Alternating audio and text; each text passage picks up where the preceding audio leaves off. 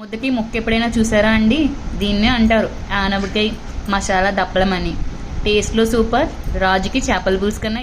Hi అండి, welcome to గోదావరిలో మేము. సో ఈ వీడియోలో ఆనపకాయ పులుసు దప్పలం ఎలా పెట్టుకోవాలో చూద్దాం. ముందుగా కావాల్సిన పదార్థాలు: సైజ్ బట్టి ఆనపకాయ తీసుకోండి, అండ్ సాల్ట్, ఎండుమిర్చి, కారం, ఆనియన్, వెల్లుల్లిపాయ, తర్వాత బెల్లం తీపికి, చింతపండు ఒక పెద్ద నిమ్మకాయ సైజ్, తర్వాత తాలింపు సరుకులు అండ్ పచ్చిమిర్చి. సో ఇప్పుడు ప్రాసెస్ స్టార్ట్ చేద్దాం. ఉల్లిపాయలు అండ్ పచ్చిమిర్చి అండ్ వెల్లుల్లిపాయ వేసి పేస్ట్ చేస్తున్నాను. ఆయిల్ వేసుకుని ముందు ఎప్పుడు కర్రీలో పసుపు యాడ్ చేయండి, టేస్ట్ చాలా బాగుంటుంది. పై గుజ్జు వేసుకోవాలి. ఇది కొంచెం సేపు వేగాలి, పచ్చి వాసన పోయే వరకు. ఇప్పుడు పచ్చిమిర్చి, అలాగే ఉప్పు, పసుపు, కారం ముందుగా చెప్పుకున్నవి వేసుకోవాలి. తగినంత ఉప్పు, ఈ మూడు వేసుకుని బాగా తిప్పుకోండి. కలిపిన తర్వాత మొత్తం ఇలా ఉంటుంది. సిమ్లో పెట్టుకుని తిప్పుకోండి.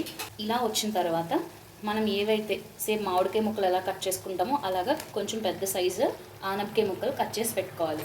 అండ్ ఇంకొక విషయం ఏం చెప్దాం అనుకుంటున్నానంటే, ఇది మా మదర్ ఛానల్. సో నేను ఒక బీఫార్మసీ గ్రాడ్యుయేట్ అనమాట. నేను ప్రతి వీడియో లైక్ బీఫార్మసీకి సంబంధించిన ప్రతి వీడియోస్ కూడా నేను లవ్ ఫార్మసీ ఛానల్లో అప్లోడ్ చేస్తున్నాను. ఆ లింక్ అనేది ఛానల్ డిస్క్రిప్షన్లో పెడతాను. సో ప్లీజ్ ఈ రెండు ఛానల్స్ని సబ్స్క్రైబ్ చేసుకోండి. అండ్ ముక్క సైజ్ వచ్చి మీకు దగ్గర ఇంత ఉంటే సరిపోతుంది. తినేటప్పుడు ఉడికి బాగుంటుంది నోటికి. సో ఈ ఛానల్ అనేది న్యూట్రిషన్, ఫుడ్ అండ్ అలాగే డిఫరెంట్ టైప్స్ ఆఫ్ వెరైటీస్ చూపిద్దామని నా అండ్ మా మదర్ యొక్క స్పెషల్ ఇంట్రెస్ట్తో క్రియేట్ చేసింది. సో ఇలా ఇంతవరకు వచ్చిన తర్వాత దీన్ని మొత్తం కలగలుపుకుని ఒక 2 minutes బాయిల్ అవ్వాలి. అయిన తర్వాత చింతపండు గుజ్జేసి ఇవ్వాలన్నమాట. ఎవరైతే నాన్ వెజ్ ఎక్కువ తినరో వాళ్ళకి ఈ డిష్ రియల్లీ చెప్తున్నాను, సేమ్ యాస్టిస్ చేపల పులుసులా ఉంటుంది. నేను ఈ ఛానల్స్ క్రియేట్ చేయడానికి చెప్పాను కదా, ఇది నా స్పెషల్ ఇంట్రెస్ట్. ఒక 2 బెల్లం ముక్కలు చిన్నపాటివి. సో ఇది అందరూ పులుసులో వేస్తారు, బట్ పులుసు కన్నా ముందే వేస్తే పాకం అయ్యి టేస్ట్ అనేది బాగుంటుంది, పుల్లగా తీపిగా. ఇలా ఉడికిన తర్వాత మనం చింతపండు పులుసు అనేది వేసుకోవాలి. చూసారు కదా గుజ్జు మొత్తం ముక్కకి ఎలా పట్టిందో. ఇప్పుడు మనం చింతపండు పులుసు వేసుకోవాలి. వేసుకుని బాగా కలపండి. నాట్ ఓన్లీ డైట్, హెల్దీగా ప్రతి ఒక్కరు మైండ్లో పెట్టుకోవాల్సిన పాయింట్ ఏంటంటే, water rich vegetable is bottle gourd. అంటే ఆనపకాయ అనేది కంప్లీట్ వాటర్ ఉన్న కంటెంట్. అండ్ ఆల్సో దీంట్లో చాలా సాలిడ్ కంటెంట్ కూడా ఉంటుంది, which is good for our digestive system అనమాట. గట్ హెల్త్ని కూడా పెంచుతుంది సీరియస్లీ. సో నేను ఈ ఐటమ్ని అందరూ ట్రై చేయాలని అనుకుంటున్నాను. అండ్ ట్రై చేసి ఎలా ఉందో రివ్యూ కూడా చెప్పండి. ఉప్పు కారం చూసుకోండి అండ్ పులుపు కూడా చూసుకోండి. నా దాంట్లో అయితే అన్నీ సరిపోయాయి. సో బట్ టేస్ట్ అయితే సేమ్ చేపల పులుసు కన్నా చాలా బాగుంది. దీన్ని ఇలా అట్లీస్ట్ ఒక 10 to 12 minutes హై టు లో ఫ్లేమ్లో పెట్టి ఒక 10 to 12 minutes మీరు కనుక కుక్ చేస్తే ఆటోమేటిక్గా ఎండ్ అయిపోతుంది అనమాట డిష్ అనేది.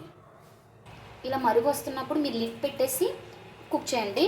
ఇప్పుడు డిష్ చూద్దామా ఎంతవరకు ఉడికిందో. So it is good to go. And ఒక 2 minutes అండ్ తర్వాత తాలింపు వేసుకోవడమే. ఇంకొక స్టవ్ మీద మనం తాలింపు పెట్టుకుందాం. 5 రెమ్మలు వెల్లుల్లిపాయలు వేసుకోవాలి.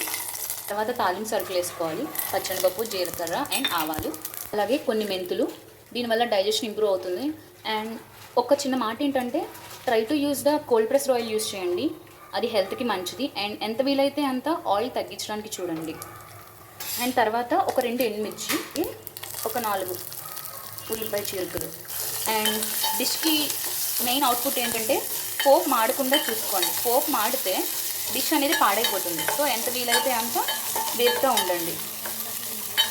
యాక్చువల్లీ ఇందులో కరివేపాకు ఏమీ వేయట్లేదు, మా ఇంట్లో ఇప్పుడు ప్రెజెంట్ లేదు, నిండుకుంది. సో అందుకని మీకు వీలైతే కరివేపాకు కూడా వేసుకోండి. Finally king of the dish ఇంగువ అనేది కొంచెం వేసుకోండి. పోపు ఇలా వచ్చిన తర్వాత ఏదైతే ఈ స్టవ్ మీద ఉందో దాన్ని అందులో ట్రాన్స్ఫర్ చేయండి. ఇక నేను చెప్పే చిన్న చిట్కా ఏంటంటే, ఎప్పుడు కూడా ఈ యొక్క మసాలా అంటే మనం వండుకున్న ఈ కూరని అలాంగ్ విత్ ముక్కలు తీసుకుని దాన్ని మీరు పోపులో వేసుకోండి. దెన్ వెంటనే లిడ్ పెట్టి క్లోజ్ చేసేయండి. ఆ ఫ్లేవర్ బయటికి వెళ్ళదు. అండ్ అలాగే టేస్ట్ అయితే మొత్తం ఒక ఎసెన్స్ ఫ్లేవర్ చాలా బాగుంటాయి.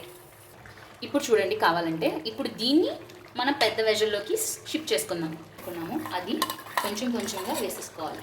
చూసారా అవుట్పుట్ ఎంత బాగా వచ్చిందో. సో ఇప్పుడు దీన్ని మొత్తం ఒకసారిగా తిప్పేసుకుని 1 minute నుంచి స్టవ్ ఆఫ్ చేసేయండి. So this is the dish. తర్వాత దీన్ని మనం డిష్ అవుట్ చేసుకుందాం.